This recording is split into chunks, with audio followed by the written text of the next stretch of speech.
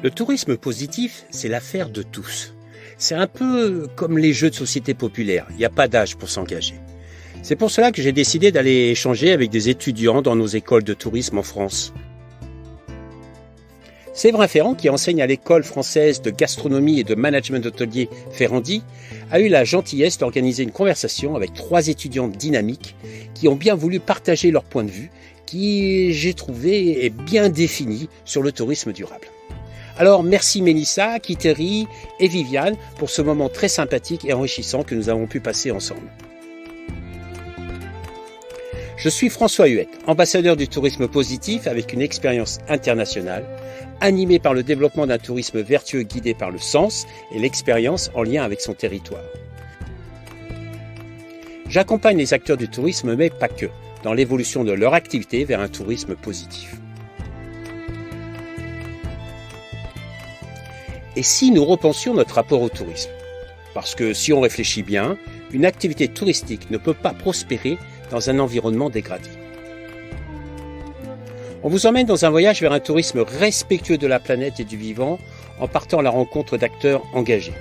À travers leurs histoires, nous allons découvrir des femmes et des hommes visionnaires, des leviers d'engagement qui sèment maintenant les graines de réflexion et d'action pour un tourisme positif. Bonne écoute!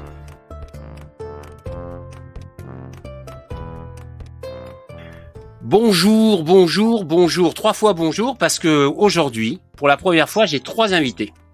Et pas n'importe qui. Elles sont toutes étudiantes à l'école Ferrandi. Et ça, c'est génial. Elles font toutes un master. Et donc, il était important pour moi de partir à la rencontre de nos étudiants, de l'avenir du tourisme, pour comprendre un peu leur point de vue de ce qu'ils vivaient, de ce qu'ils attendaient du tourisme, de ce qu'ils espéraient à travers le tourisme. Du coup, je suis Mélissa, comme on nous l'a présenté au début, je suis en master avec Kitri et Viviane et je viens d'une licence en hôtellerie et tourisme à Vatel Bordeaux.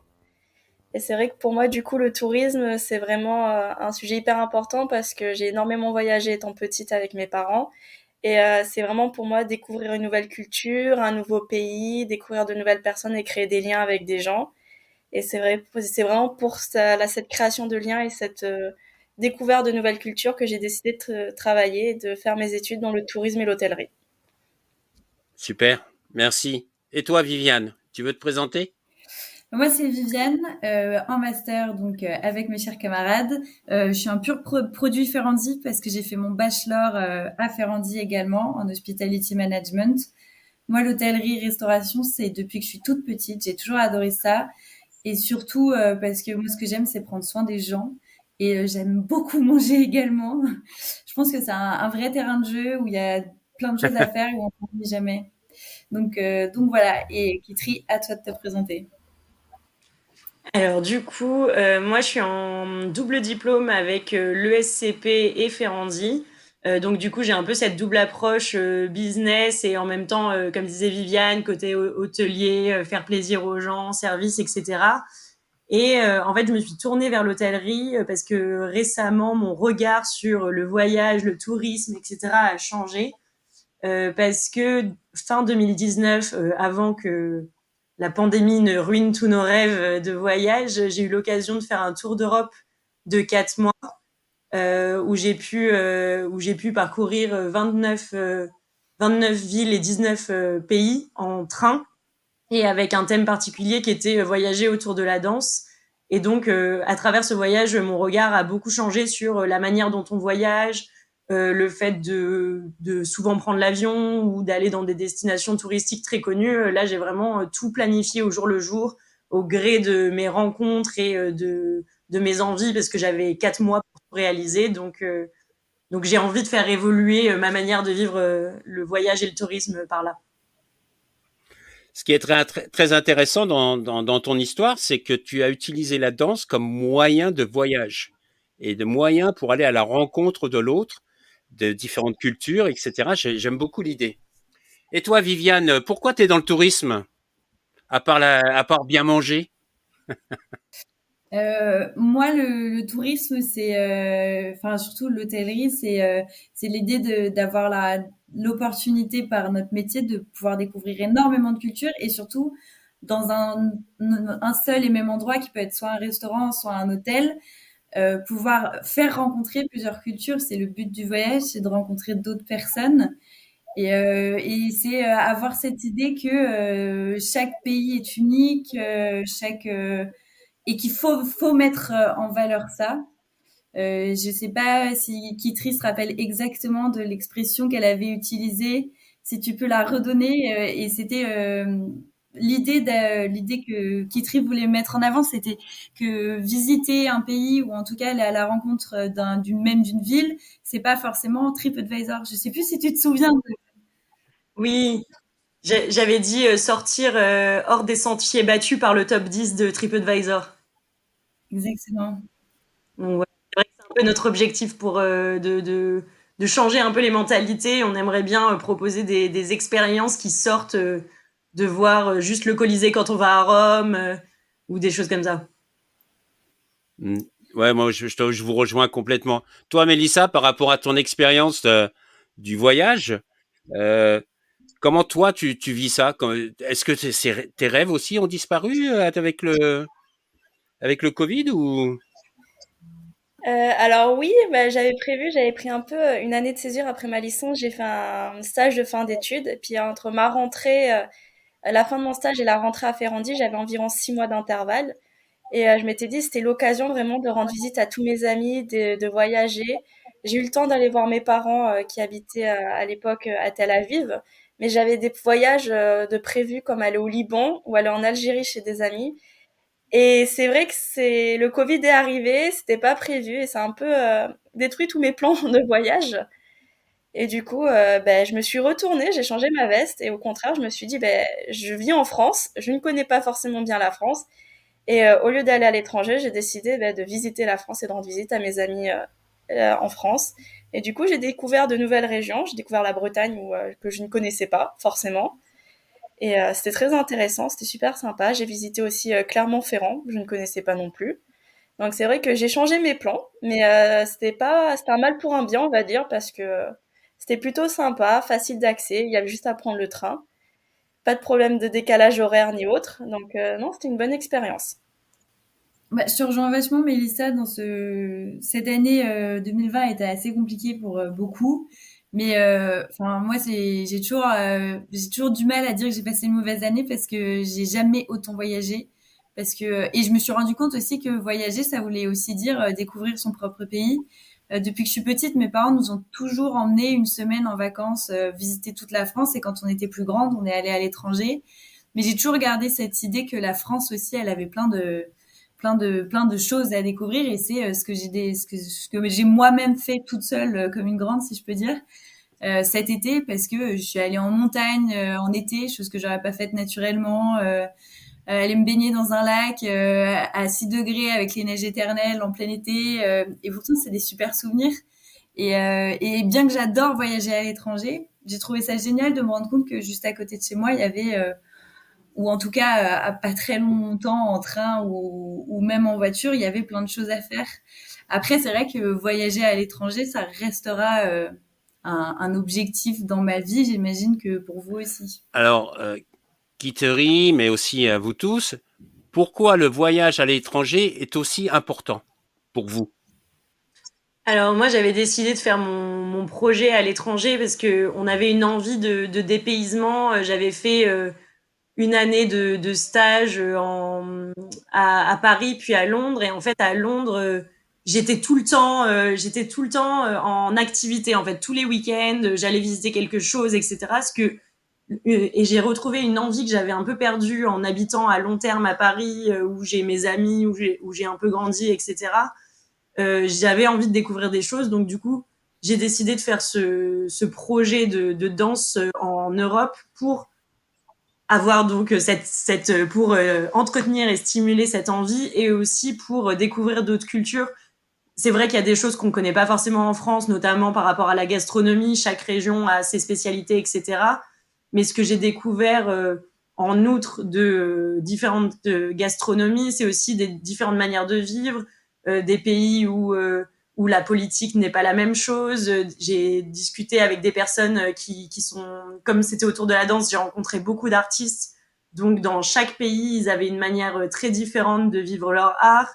Des personnes qui le faisaient plutôt parce qu'ils voulaient être danseurs étoiles et ils étaient à l'opéra. Par exemple, à Varsovie, on avait fait une visite de l'opéra avec un danseur qui voulait progresser là-dedans. Mais à côté de ça, on avait d'autres personnes qui pratiquaient la danse pour éduquer ou pour aider les enfants à sortir de milieux défavorisés ou des choses comme ça. Donc c'est vrai que c'est des choses qu'on découvre en voyageant et en allant à la rencontre des gens.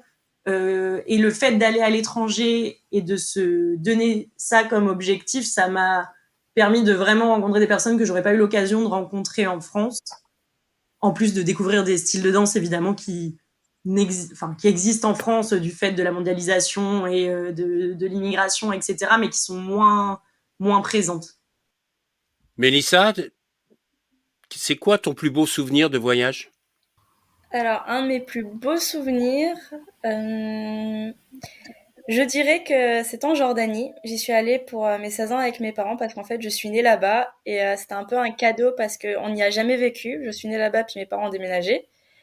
Et en fait, on a visité, c'est vraiment le moment où j'ai découvert Petra. Et ça, c'était unique. Il était hyper tôt le matin, il faisait froid. Et en fait, on s'est retrouvés dans un dédale, parce que dans les photos, on voit Petra, c'est magnifique. Mais en fait, on s'entend pas, parce qu'on doit marcher pendant plusieurs minutes, une bonne demi-heure, dans un dédale rocheux. Et puis à la fin, on va avoir une ouverture dans ce dédale et on va se retrouver devant Petra avec la lumière du soleil, le lever du soleil. Et franchement, c'est magnifique. C'était vraiment un moment extraordinaire que j'ai vécu avec mes parents et ma sœur. Puis après, c'est aussi d'avoir visité tout le village, un peu abandonné, un peu isolé dans les montagnes rocheuses. Et on se dit, c'est vraiment impressionnant que des personnes, toute une culture, ils ont créé ça, ils ont inventé ça. C'est vraiment à même la roche. Et c'est vrai que c'était vraiment un moment magique. Et après une bonne journée de marche, on a vraiment passé la journée. On était dans un restaurant libanais qui était pas très connu. C'était vraiment parce que mes parents ils le connaissaient par des amis d'amis. On y allait et là c'était vraiment magique. Il y avait presque personne dans le restaurant. On était peut-être allé 10 clients au total et on a vraiment été accueillis comme des rois. On a eu un service magique. Les gens étaient tellement gentils et vraiment, j'en garde un excellent souvenir de ce voyage. Dites-moi de vos différentes expériences du voyage et de ce que vous avez vécu, les unes et les autres. Euh, le tourisme, pour vous, il doit évoluer de quelle manière? Par exemple, Viviane, toi, tu l'imagines comment le tourisme, l'évolution du tourisme? Moi, je pense que, par exemple, moi, il y a quelque chose que je n'aime pas. Je n'aime pas du tout l'hôtellerie standardisée. Je ne comprends pas. Je comprends pas le principe de d'avoir la même chambre à Bangkok qu'à Paris qu'à New York. Alors certes, la vue peut changer, mais on va retrouver les mêmes amenities, on va retrouver le lit à la même position et sans touche personnelle. Moi, si je voyage, c'est pour rencontrer enfin, c'est pour vivre une expérience locale. Et pour moi, ça serait mettre en avant justement tout ça, faire une hôtellerie un peu plus particulière, propre à chaque pays, avec leurs standards qui sont peut-être aussi différents des nôtres, l'accepter, ne pas vouloir. Souvent, par exemple, quelque chose qui m'interpelle à chaque fois, c'est ces énormes buffets occidentaux. Quand on part au bout du monde en Malaisie, nous, c'est ce qu'on a vécu avec mes parents quand on vivait là-bas.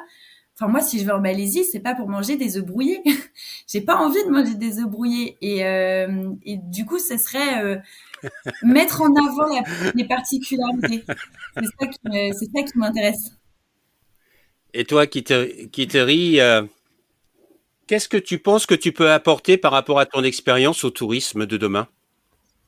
Je pense que ce qui m'a le plus marqué et ouvert les yeux, c'est d'essayer de voyager avec des personnes qui habitent là où on va. C'est-à-dire que en Grèce, à Athènes, on a rencontré une danseuse qui en plus de ça avait plein de followers sur Instagram, etc. Donc on s'est dit, elle est quand même très sympa de nous rencontrer parce que nous, on voulait juste discuter avec elle et l'interviewer. Et en fait, elle nous a dit, c'est génial ce que vous faites, j'aurais adoré faire ça quand j'étais plus jeune. Et du coup, elle nous a dit, comme j'aime bien votre projet, je veux passer une journée avec vous. Et elle nous a amené dans plein d'endroits d'Athènes qu'on serait jamais allé voir parce qu'évidemment, on, on connaissait le top 10 de TripAdvisor et on n'allait pas forcément prendre la voiture pour aller à la marina. Elle nous a amenés dans son restaurant préféré, elle nous a amené manger des glaces, etc. Donc ça, c'est vraiment des moments hyper forts de partage. Et même si on garde un peu contact et on se reverra peut-être pas, c'est ce qui rend l'expérience encore plus belle. Et donc ce côté de faire appel à des personnes qui connaissent leur ville, qui connaissent leur région et qui partagent ce qui eux leur fait plaisir, en fait ça décuple même le plaisir de la découverte et l'envie d'en savoir plus en plus de ça, parce que tout le monde a sa petite histoire, tout le monde a le petit commerçant avec qui il s'entend bien, donc c'est toujours très agréable de discuter avec des personnes qui habitent sur place. Donc, quelle transformation on a besoin? Qu'est-ce qu'on doit changer dans le tourisme d'aujourd'hui pour aller vers un tourisme peut-être justement, comme tu le dis, plus relationnel, plus émotionnel, plus authentique? Mélissa, c'est quoi toi ton idée? Je pense on peut continuer à voyager à l'étranger, il n'y a pas de problème, mais pour moi, c'est plus changer les endroits où on visite et les villes que l'on visite. Parce que comme dit Kitri, généralement, on choisit une destination parce que tout le monde y va, tout le monde connaît. Je suis allée en Grèce, bah forcément, j'ai fait Athènes ou Mykonos. Alors qu'en fait, la Grèce, il y a énormément d'îles, il y a énormément d'endroits très intéressants à visiter qui sont pas forcément mis en valeur par le pays ou par les agences touristiques, mais qui ne sont pas moindres, enfin, qui sont pas moins intéressants à visiter que d'autres. Et je pense que quand on voyage, c'est aller dans ces endroits, redécouvrir de nouvelles destinations qui sont peu connues ou méconnues des touristes. Et je pense que ce serait plutôt ça, l'avenir du tourisme. Arrêter d'aller dans les destinations vraiment connues pour dire, bah oui, moi je suis allée aux États-Unis, bah j'ai fait New York, ou je suis allée en Thaïlande, j'ai fait Bangkok et Phuket. C'est plutôt revisiter ces pays si on le veut, mais plutôt changer les villes et aller dans les régions peu connues et vivre vraiment des expériences un peu plus locales, je dirais. Très bien. Moi, j'ai une réflexion là-dessus. Je pense que, il y a quelque chose qui disparaît en ce moment, c'est les offices du tourisme. Et pourtant, je pense que honnêtement, ça a un rôle énorme à jouer, et notamment dans cette mise en valeur du non top 10 TripAdvisor. Parce que les offices du tourisme sont des experts de leur ville, ils connaissent le petit café où il va y avoir un concert le jeudi soir. Moi, c'est vrai que j'aime bien, même si pourtant je fais partie de la génération téléphone, hein, j'aime bien aller à l'office du tourisme et qu'on me dise que, bah voilà, il y a telle ou telle activité. Si j'ai envie d'aller faire du poney sur la plage, il faut que j'appelle un tel.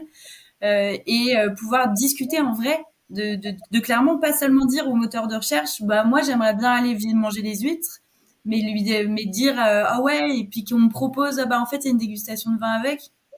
Je pense que les offices du tourisme et les villes, ils ont un rôle énorme à jouer. Et là-dedans, bah, peut-être qu'au niveau national, justement, les gouvernements ou qu'importe le régime en place soutiennent ces localités. Et pour rebondir sur ce que dit Viviane et sur ce que aussi disait Viviane avant, avec ce côté très standardisé, je pense que les hôtels ont aussi un coche à prendre de modifier leur offre, et surtout quand ils accueillent les clients, de pas accueillir les clients à la chaîne et de juste leur donner un mini prospectus, peut-être d'essayer de personnaliser encore plus les offres et de demander aux personnes ce qu'elles attendent. Après, d'un point de vue aussi jeune qui a voyagé un petit peu sans argent, moi j'ai beaucoup aimé le couchsurfing, donc je recommande cette expérience à n'importe qui quand on voyage, quand on a l'occasion de voyager en sac à dos, de se mettre sur l'appli couchsurfing et d'aller chez l'habitant. Je l'avais fait à Lisbonne, et en fait, encore une fois, il nous avait amené dans ses adresses préférées, puis on passe du temps et on reconnecte avec l'humain, ce qui nous manque dans tous ces hôtels standardisés et ces grandes destinations mondialisées. Vous avez mentionné plusieurs fois TripAdvisor, le top 10 TripAdvisor. Qu'est-ce qui vous dérange avec TripAdvisor ou ces différentes plateformes? Alors moi, c'est pas tant que ça me dérange, mais c'est disons qu'à chaque fois que les gens voyagent quelque part, il s'arrête à quel est le top 10 des monuments à visiter, ou où est-ce qu'il faut aller, et c'est pas une manière pour moi que je recommande de voyage, et c'est plutôt, ben, je sais que, disons, par exemple, Kitri est allé à Lisbonne, ben, je vais aller lui demander conseil. Qu'est-ce que tu recommanderais à Lisbonne? Qu'est-ce que tu as visité? Plutôt que forcément d'aller sur Internet et se dire, ah, j'ai vraiment envie de visiter le top 10 des monuments, sachant que si on fait ça, ben, forcément, ben, on va avoir une foule de touristes en même temps que nous. Et c'est pas le genre d'expérience que j'aime et que je recherche quand je voyage. Moi, je préfère visiter tranquillement à mon rythme, visiter des petits endroits, reconnaître les petits cafés ou des choses comme ça, plutôt vraiment que d'aller dans le meilleur café de la ville, le plus connu ou alors le plus instagrammable. Et c'est pas vraiment ça que je recherche lorsque je voyage. Viviane, tu voulais réagir? Je pense que j'ai un exemple qui est assez parlant. Quand mon premier voyage, oui, voilà, mon premier voyage, c'est seul, sans mes parents, c'est à 17 ans avec ma meilleure amie. On est parti à Berlin, toutes les deux. On avait tout planifié, mais jour par jour, les musées, toutes les grandes places, Tempelhof, enfin vraiment tous les monuments clés de Berlin, ils étaient faits. Sauf qu'en fait, voilà, on est arrivé à un musée fermé. Qu'est-ce qu'on fait de notre journée? On s'est retrouvés, mais perdus, hein. On s'est dit, merde, tout est planifié, le programme est foutu. Et en fait, on s'est baladé et en discutant de ce qu'on allait faire, on a continué à marcher, on a marché et en fait, on s'est perdu. Et bah, qu'est-ce qu'on s'est dit? On s'est dit, bah, tant qu'à faire, autant se perdre jusqu'au bout. On ne sort pas les téléphones, on ne demande pas, on marche là où on a envie d'aller. On s'est perdu dans Kreuzberg, qui est un quartier de Berlin très très jeune, très underground. Et c'était absolument génial. On a trouvé une petite péniche sur l'eau avec une pizzeria super bon. On est allé dans des jeux pour enfants, là où il y a aussi des terrains de sport, des plages aménagées avec des anciens conteneurs qui servaient de piscine. Enfin, c'est des lieux qu'on n'aurait absolument jamais découverts. Et c'était vraiment Berlin, mais Berlin des Berlinois. C'était pas Berlin du routard. Et c'est pour ça que nous toutes les deux, on garde un souvenir génial de cette journée. C'est que on a adoré faire ces grands monuments, Alexanderplatz. Et heureusement qu'on les a fait parce que c'est à faire aussi. Mais qu'est-ce qu'on a adoré cette journée où au final, on n'a rien fait de particulier. On a compris ce que c'était vivre à Berlin aussi un petit peu, je pense, un peu plus. Aussi, pour rebondir sur ce que tu dis, oui, je suis pas forcément contre le top 10 de TripAdvisor parce qu'en effet, il y a une richesse culturelle, surtout quand on va à l'étranger, à ne pas manquer. Après, il y a peut-être il faut repenser la manière dont ces top 10 sont faits. Est-ce qu'ils sont pas faits par rapport à la fréquentation? Est-ce qu'ils sont pas faits par rapport au nombre de likes? Et du coup, ça nous fait rater, comme dit Viviane, une partie de ce que c'est de vivre dans une ville. Moi, j'aime beaucoup, en fait, le voyage. Je sais pas, je sais qu'il y a un terme, mais je l'ai sur le bout de la langue. Mais quand on va vivre à l'étranger pendant 6 mois pour découvrir la ville, ce qui est un peu devenu à la mode avec le fait de pouvoir être digital nomade et de l'émergence de plein de métiers du digital. Et moi, j'ai adoré. J'ai vécu à Madrid 6 mois, j'ai vécu à Londres 6 mois, et c'est vraiment quelque chose que j'ai envie de continuer à faire pour avoir l'occasion de me perdre, etc. Parce que c'est vrai que quand on voyage un week-end, c'est plus facile aussi de suivre le top 10 TripAdvisor pour essayer de cocher les cases. Mais voilà, je pense que le tourisme de demain, c'est aussi se dire, si je veux faire cette destination, je vais peut-être me donner un petit peu plus de temps pour rester dans une même ville et pas se dire, je fais les 4 villes les plus connues d'un pays et je fais tous les monuments. Peut-être se dire, j'en fais qu'une en une semaine, et voilà, de vraiment creuser, de vraiment vivre l'expérience à fond comme si on y habitait. Vous vous voyez où dans 10 ans exactement? Ah, c'est pas facile comme question. Moi, dans 10 ans, si je peux commencer, j'aimerais bien faire partie des acteurs du tourisme durable et soutenable, d'un tourisme positif, vert et autour de la culture et d'une culture positive qui nous aide à entretenir notre patrimoine et éviter de faire disparaître certains arts qui vont peut-être pas être perpétués du fait que ce soit des métiers qui soient pas très rémunérés. C'est vrai que j'ai parlé à beaucoup de danseurs qui vivent de leur art et qui se rendent bien compte que le jour où ils veulent fonder une famille, etc., ils devront peut-être abandonner. Et donc voilà, donc d'essayer de soutenir toutes les démarches un peu positives, culturelles, et d'être dans un organisme qui a le pouvoir de mettre en valeur tout ça.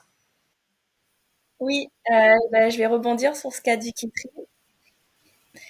Je suis entièrement d'accord avec ce que dit Kitri. Moi, ce que j'aimerais bien dans 10 ans, pouvoir travailler pour une organisation ou un établissement qui est vraiment un vrai acteur du développement durable, du respect de la nature et de l'environnement, mais pas que, aussi un acteur dans l'économie locale et vraiment travailler avec les artisans et la communauté dans laquelle se situe l'hôtel dans lequel je travaillerai.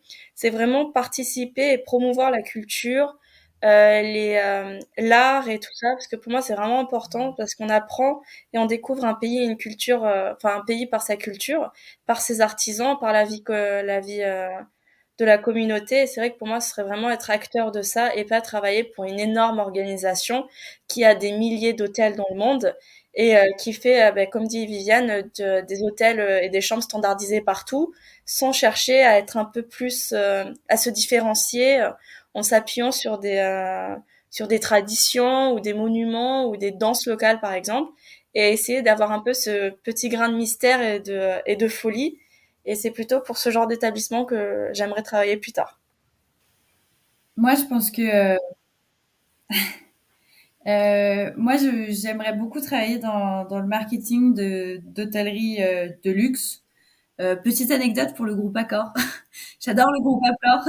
Je crois fermement au groupe Accor et je pense qu'il a plein de choses à réaliser. J'y crois dur comme fer. J'aime beaucoup. Souvent, on dit que le luxe, c'est pas compatible avec un voyage responsable, un voyage écologique. Moi, c'est quelque chose auquel je crois pas. Je pense vraiment que le luxe a souvent aussi les moyens de faire plus que peut-être des plus petites structures. Je trouve ça dommage de pas en profiter. Et en étant dans le marketing, j'aimerais pouvoir concevoir des offres qui vraiment ont un sens un sens d'être dans cette ville, dans ce quartier, un sens de manger ça dans le petit déjeuner, un sens d'avoir ces produits de spa. Je veux que ça ait du sens, donner du sens au voyage du client, que le concierge soit un mec qui a toujours habité là et qui connaît par cœur l'endroit. Et aussi, on parle aussi de green bashing, greenwashing et du manque de confiance enfin, en tout cas, du manque de véracité de certaines actions. Et je pense, moi, j'aimerais changer ça, en fait. J'aimerais que les gens me fassent confiance et que si je leur dise, mon hôtel, il change pas les draps si vous n'avez pas demandé à ce qu'il change les draps, bah, que ça soit vraiment fait. Que si je dise que les savons sont vraiment réutilisés à des fins associatives pour aider une association, je veux que ça soit vrai et je veux plus qu'on ait cette méfiance des actions des gros groupes en fait. Je pense qu'il y a beaucoup de défiance. Moi, la première, j'ai un peu du mal à croire que les serviettes que j'ai pendues soient vraiment celles que j'ai pendues, que ça soit pas que par habitude elle n'a pas été changée. Si ça, je veux pouvoir que demain les personnes enfin, soient en confiance. Et si ça veut dire faire de la formation pour changer les habitudes, bah s'il faut que enfin que j'ai un rôle là-dedans en formant, je le prendrai avec plaisir. Dites-moi, quelle est votre définition du tourisme durable? D'accord. Pour moi, le tourisme durable et responsable, c'est vraiment lorsque les acteurs du tourisme, que ce soit les hôtels, les offices du tourisme ou les agences de transport et autres, essayent de collaborer ensemble pour donner la meilleure offre, la plus personnalisée aux clients en fonction de ses demandes, tout en respectant et en mettant en avant la culture et pas que la destination, mais aussi les gens qui y vivent, les activités, les artisans et l'environnement est vraiment un respect de tout cela et pas que oui, on va protéger les arbres, on va replanter des arbres, on va tout faire pour sauver les coraux et tout ça. Il n'y a pas que ça. Pour moi, il n'y a pas que la faune et la flore à protéger et respecter, mais aussi des traditions ou des artisans ou des villes entières. Et pour moi, c'est plus ça, le tourisme durable. Pour moi, c'est aussi la manière. Je suis d'accord avec Mélissa qui a une grosse responsabilité de la part des acteurs du tourisme, mais c'est aussi une manière pour nous différente de vivre le tourisme. C'est-à-dire qu'on a été pas mal éduqués dans dans le fait que prendre l'avion, c'était un énorme progrès, que de pouvoir faire des week-ends en Europe avec un avion pas cher, c'était génial, etc. Et c'est vrai qu'il faut peut-être qu'on déconstruise un petit peu ça. Et c'est pour ça que personnellement, j'ai pour objectif de faire de plus en plus de slow travel. Donc, c'est-à-dire d'essayer d'allonger le temps de trajet pendant mon voyage. Donc, c'est-à-dire pourquoi pas faire un bout de la France à vélo ou de faire des road trips, etc. Et de peut-être pas juste aller vers la facilité du vol qui prend 1 heure pour aller à Madrid. Voilà. Après, c'est peut-être utopique de dire que je l'imposerai en aucun cas à tout le monde parce que c'est vraiment une manière de vivre le voyage qui est différente. Mais en tout cas, moi, ça m'attire et je trouve que c'est un tourisme qui peut être plus positif, plus soutenable écologiquement et plus respectueux de l'environnement et de la culture qu'on va découvrir parce qu'on s'inclut vraiment dans le décor, je trouve, en faisant du slow travel. Je pense que pour moi,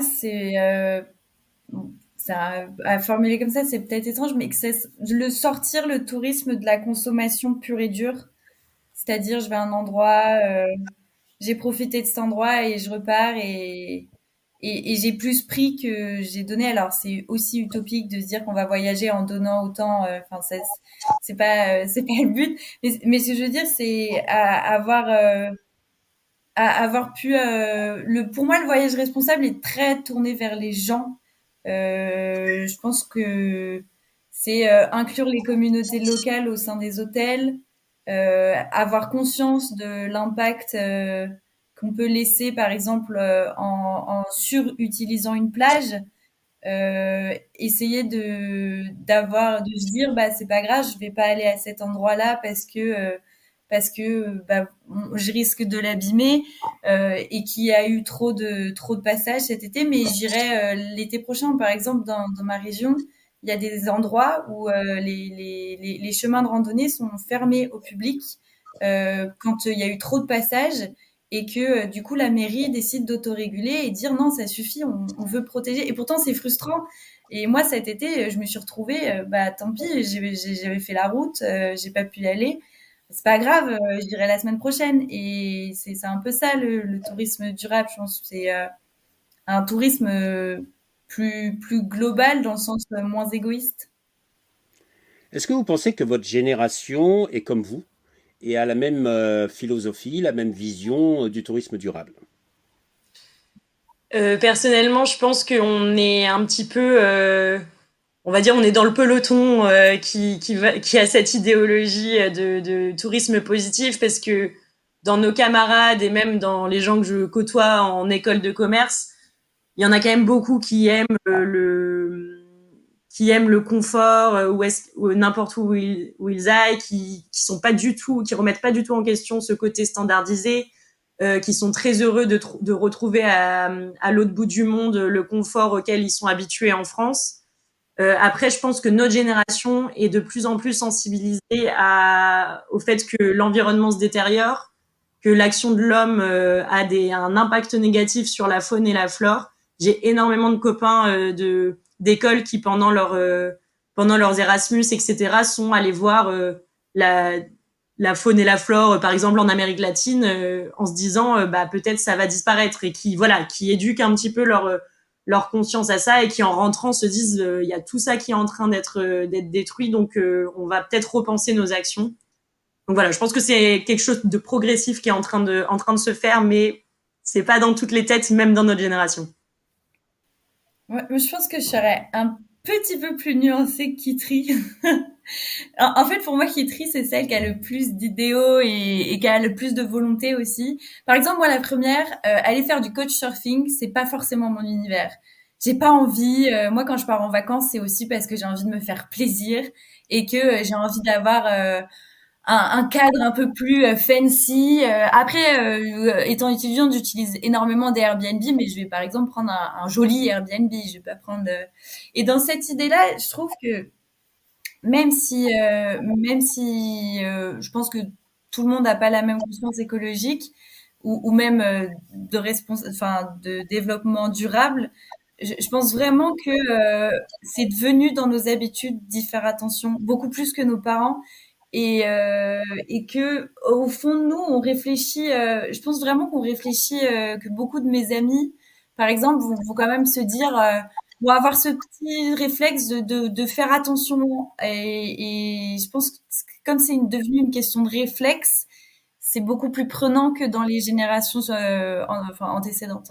Non, je suis entièrement d'accord avec ce que Viviane et Kitry disent. Après, c'est vrai que c'est très nuancé aussi. Moi, j'ai beaucoup d'amis qui, lorsqu'ils voyagent, même en ayant fait des études dans l'hôtellerie, lorsqu'ils voyagent, bah, eux, ils veulent vraiment le confort, le luxe. Ils y vont pas pour la destination ou parce que c'est Instagrammable ou parce que c'est la destination du moment. Et c'est vrai que je suis plutôt détachée de ça. Moi, à chaque fois que je voyage, c'est pas forcément la destination du moment. C'est plutôt, généralement, je rends visite à des amis où je me suis dit, bah, ça a l'air intéressant, je vais y aller. Et par exemple, petite anecdote, lorsque je suis allée aux Pays-Bas, je n'ai absolument pas visité Amsterdam. Je ne connais pas Amsterdam. Je suis allée aux Pays-Bas, je suis allée rendre visite à une amie qui habitait à Delft. Et alors, ça a été le parcours du combattant, parce qu'elle a voulu nous emmener à tous ses endroits préférés, sauf que vraiment, il faut le vouloir, il faut avoir cette motivation de refaire des recherches, parce que souvent, on s'est rendu compte à faire 1 heure et demie de train, puis 2 heures de bus, puis marcher un quart d'heure, puis après, et tout ça, ça prend du temps, il faut être motivé. Et généralement, les gens, des fois, quand ils voyagent, ils veulent pas se donner tout ce mal, ils veulent pas se réveiller à 7 heures du matin, faire 2 heures de train, faire 2 heures de bus, pour visiter un village qui vraiment n'est pas forcément référencé juste parce qu'il y a un magnifique lac ou alors il y a des moulins à vent. Et c'est vrai que c'est une manière de voyager, c'est plutôt du bouche à oreille, c'est vraiment de la discussion avec les gens. Et c'est vrai que il y a de plus en plus, on va dire qu'il y a un peu une émergence de ce genre de tourisme et de ce genre de voyage, mais la majorité encore jusqu'à maintenant, on est très digital, on veut vraiment le confort et on recherche un peu ce côté standardisé on sait le service, on sera pas déçu du service auquel on va avoir accès en arrivant dans la destination, quoi. Si je peux me permettre, c'est ça que je voulais dire tout à l'heure en rebondissant par rapport à Kitry, c'est que oui, sûrement des personnes ayant vraiment une volonté écologique et une réflexion à long terme, ok, on ne l'a pas beaucoup. Ou on l'a pas tous et pas majoritairement. Par contre, ce que je pense vraiment que notre génération a tous majoritairement, c'est cette envie d'expérience, cette envie de découvrir, cette envie de faire et cette envie de faire vraiment quelque chose de concret et de réel. Et c'est pour ça que moi j'ai du mal à croire que, ou je suis même plutôt persuadée que tous mes amis, s'ils vont dans un endroit, c'est pas pour l'hôtel, c'est vraiment pour ce qu'ils vont y voir et ce qu'ils vont expérimenter là-bas. Si vous aviez un conseil à donner aux professionnels du tourisme, ça serait lequel? Ce serait, si j'avais un conseil, ce serait vraiment essayer de construire, enfin de co-construire leur concept avec les acteurs locaux, avec les artisans locaux, les artistes locaux, etc. Et pour boucler avec ce que vient de dire Viviane sur l'expérience, pour proposer une expérience locale qui nous donne des souvenirs qui sont vraiment rattachés à un endroit et pas seulement à une marque d'un hôtel dans lequel on est allé, et qui sont vraiment voilà teintés de la culture et de toutes de la faune et la flore qu'il y a, de tous les musiques, etc. qu'on peut rattacher à cet endroit. Moi, ce que je dirais peut-être, c'est ne pas avoir peur de ne plus laisser le choix au client. Parce que un jour, on n'aura plus le luxe de se dire j'ai le choix. Alors si on commence dès maintenant à habituer le client à des nouvelles façons de faire, qui sont pas moins bien ou moins où on prend moins soin de lui, mais juste on fait différemment. Je pense qu'il faut pas, faut en avoir de moins en moins peur. Et je pense que c'est très difficile, notamment par exemple pour un palace où il y a des standings qui font que le client a ce qu'il veut. Avoir le courage de dire que bah non, c'est peut-être pas bien en fait. Ça va prendre sûrement beaucoup de temps et il va sûrement y avoir des conflits. Mais je pense vraiment que qu'il faut qu'on soit proactif là-dessus. C'est quand même bizarre. Là, on vient de passer 45 minutes et je viens de réaliser que je suis avec 3 femmes et aucun homme pour parler du tourisme durable. Qu'en pensez-vous? Parce que les directeurs les directeurs et les gens qui ont le pouvoir dans ces gros groupes sont souvent des hommes. Parce qu'on est peut-être plus... J'aime pas trop faire ce genre de dichotomie entre hommes et femmes, mais on est peut-être plus sensible au changement, peut-être plus sensible au futur et à ce qu'il a à nous offrir et ce que nous, on a à offrir à un meilleur futur. Pardon, mais oui, je pense aussi parce que on était toutes touchées et sensibles de par nos expériences par ce sujet et que du coup, on a vraiment voulu donner notre point de vue et militer et montrer que en fait, on est jeune et on peut tout à fait changer les règles et faire avancer les choses. Et c'est vrai qu'après, on peut dire que l'hôtellerie, c'est un peu un monde assez strict, mais aussi où les femmes, bien qu'on soit très nombreuses, généralement, elles sont pas forcément, que ce soit à l'étranger ou en France, bien souvent, elles sont dans des petits postes ou pas des postes à haute responsabilité. Et c'est vrai que je pense que c'est un peu le temps de changer les choses et qu'on est un peu le futur de ce tourisme et voilà, et de l'hôtellerie. Moi, je pense qu'on a plus d'idéaux. Je pense qu'on a plus d'idéaux et surtout qu'on a envie de les faire vivre parce que peut-être que c'est quand même une vérité, mais on a eu moins l'occasion de diriger ce qu'on a envie.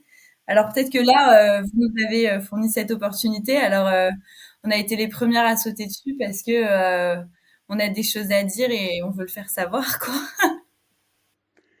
Écoutez, moi je tiens à vous remercier d'avoir participé à cet épisode, d'avoir partagé votre vision du tourisme durable avec sincérité, engagement, passion. Vraiment, je crois que le tourisme est entre bonnes mains avec vous. Je vous souhaite une très bonne continuation dans votre carrière et à très bientôt. Merci beaucoup pour cette opportunité. Avec grand plaisir. Dans 10 ans pour voir si on est où on veut. Voilà, c'est la fin de notre voyage du jour. J'espère que vous avez vraiment passé un agréable moment en notre compagnie et que nous avons pu semer des graines d'inspiration et d'action. Surtout n'oubliez pas, le tourisme de demain, c'est maintenant qu'on le construit et ensemble. C'est un tourisme qui est guidé par le sens, l'expérience et en lien avec nos territoires pour assurer la pérennité de nos métiers et de nos activités. C'est essentiel. Si vous avez vraiment aimé ce podcast, favorisez sa diffusion en lui donnant 5 belles étoiles sur Apple ou la plateforme podcast préférée que vous utilisez. Et puis, surtout, et ça c'est le plus important, n'hésitez pas à partager dans votre réseau. Essaimer la connaissance, essaimer le partage d'expérience. C'est essentiel pour chacun d'entre nous d'avoir accès à cette information. Et puis, si vous voulez continuer l'aventure avec nous, le voyage avec nous, bien, je vous invite à vous abonner pour suivre tous les épisodes gratuitement et être informé dès qu'ils sont publiés. Voilà. Je vous remercie et à très bientôt. Au revoir.